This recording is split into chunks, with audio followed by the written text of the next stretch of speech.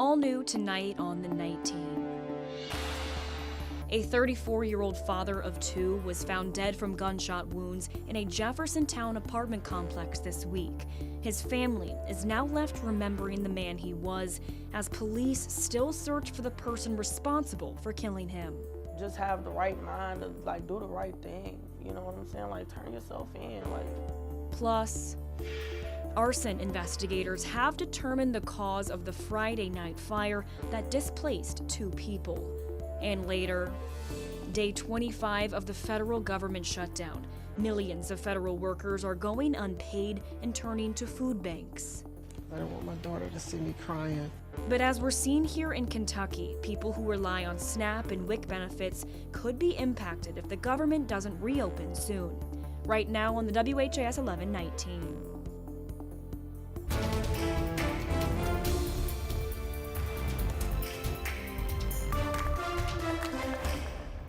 34-year-old Aries Clayton was identified by the coroner's office as the man who was found dead from gunshot wounds in a Jeffersontown apartment complex on Wednesday. And tonight, we're hearing from his family, who was left grieving the life he was about to build. Thanks for joining us here a little bit late on the Night Team. I'm Alex Dieterer. Police arrived at the Point at Stony Brook Apartments on Wednesday to find Clayton dead with gunshot wounds. They say it took them a while to get to Clayton because there was a large aggressive dog. His family now telling us tonight that was his dog guarding him. WHAS 11 Night Team's Clarice Shaley spoke to Clayton's family today, who say he just had a baby girl a month ago. Aries likes to dance, but he was laughing just to be laughing. The last time everyone was in this room, they were doing what families do, having fun. He loves to dance. Aries Clayton, a name his big family is left holding on to. He's my great nephew. Now I got greats, and it's a lot of them, but I love them all. Sharing memories of their loved one. He would smirk, he'd be like... And left with the question of why. Because, I'm so angry, it's just... His mother, Alicia Clayton Johnson, has lost her only son out of her 3 kids. It's unfair that this person decided to take my son's life. My son is and was loved. He didn't deserve it. Clayton was found unresponsive, sitting in a chair Wednesday. He was found at the Point at Stony Brook apartment complex with the door to the unit left open. Police say he was dead when they got to him with multiple gunshot wounds. They took a part of our happiness. You know what I'm saying? Somebody we could always talk to, somebody that could always make us smile. The 34-year-old father of 2 just welcomed a new baby daughter 1 month ago. His family remembers him as an artist. This is some of his artwork. Saying Clayton could draw, sculpt, create anything. He'd write poems and was a rapper. You took a piece of everybody in this family's heart. You took a piece of everybody's soul. Karma does come, but I want him to meet God. And when he meets God, I want him to understand that Aries' name was anointed. He was a blessing. A close family, hurting, but holding each other just as tight, hoping for justice for their artist. In Newburgh, Clarice Shaley, WHAS 11 Night Team on your side. Jeffersontown Police Chief Rick Sanders says they're still investigating Clayton's case and have some good leads. The suspect is still at large, but police say this was an isolated incident. Arson investigators have determined the cause of a house fire that happened last night in the Creekside neighborhood near Tom Sawyer Park. Anchorage Middletown Fire and EMS says that a chimney malfunction started the fire Friday night. Emergency crews were at the scene of the house fire off of West Port Road around 8 last night. They were able to keep the fire from spreading, and they said 30 firefighters managed to get it under control in just under an hour. Anchorage Middletown Fire and EMS say the 2 adults who live at the house are now displaced and staying with neighbors temporarily, but thankfully neither of them were injured. Families spent their day today alongside healthcare professionals at the Republic Bank YMCA for Louisville's 5th annual Black Maternal Health Fair. This health fair was hosted by Louisville nonprofit Granny's Birth Initiative, whose mission is to improve Kentucky birth outcomes by tackling the Black maternal and infant health crisis. GBI founder and executive director Alexis Skisney says today's event served to get the word out about the maternity resources GBI has to offer Louisville families.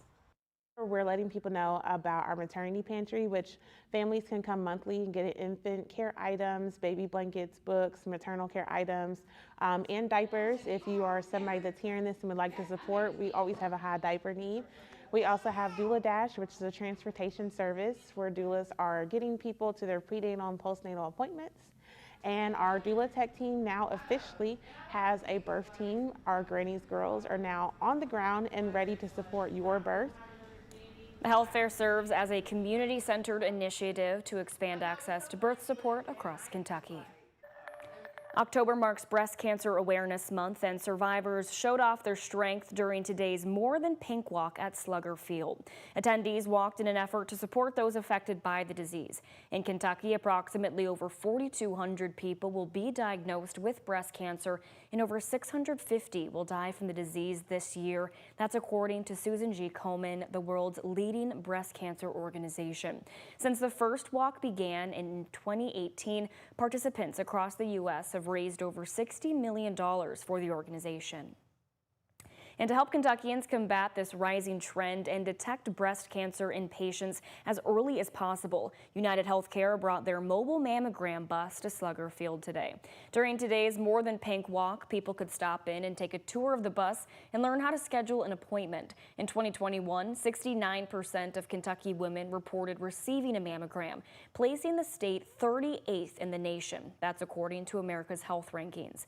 Experts say 1/3 of all cancer deaths in the U.S. could be prevented with access to modern treatments or something as simple as a screening. More than 1 million federal workers are going unpaid during the government shutdown, with Friday marking the first time many missed a full paycheck. This dire situation has forced many federal workers to turn to food banks for help. As the federal shutdown enters its 25th day, President Donald Trump embarks on a trip to Asia to focus on trade. Jen Sullivan has details on how the shutdown is hurting workers. Federal workers waiting in long lines at this food bank in southern Maryland. I would have never thought in a million years that I would have been in this position to have to go to a food bank. Denise Blake says she drove over an hour to get here.